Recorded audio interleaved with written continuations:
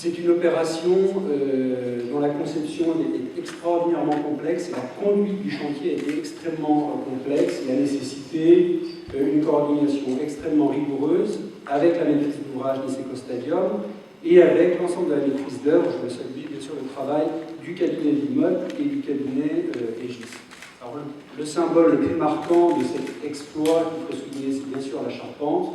Je me souviens d'un entretien avec Jean-Michel Villemotte il y a un an maintenant, quand il voyait la charpente se monter, me disait « Franchement, on l'a dessinée, j'étais pas sûr que vous arriviez à le faire. » Donc voilà.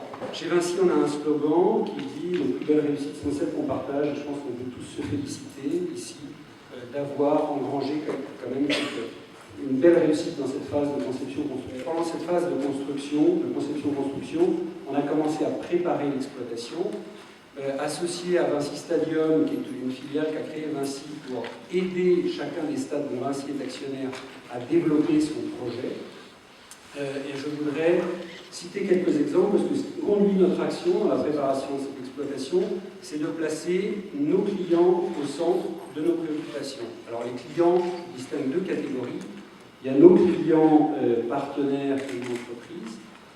Les clients partenaires, évidemment, tout le monde se félicite de la signature de ce contrat de naming avec Allianz. Autre client que nous mettons bien sûr au centre de nos préoccupations, c'est en fait le client de notre client, c'est le spectateur. Nous avons fait un gros travail sur la restauration, parce que notre ambition c'est de changer le standard qu'il y a aujourd'hui dans les stades.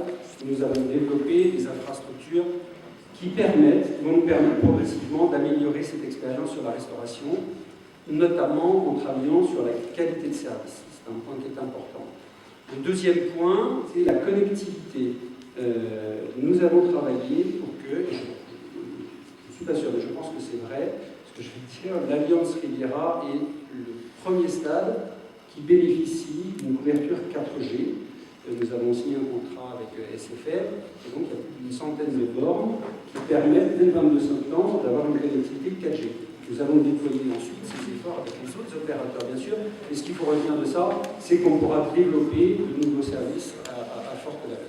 Et puis, sur cette préparation à l'exploitation, bien sûr, nous avons travaillé sur la programmation, et nous avons, comme vous le savez, déjà signé un contrat pour à minima avoir 9 matchs d'URCT le 1er et le 5 octobre sur les 3 années à venir, et nous sommes en train de travailler pour avoir une programmation de grands concerts dès juin prochain.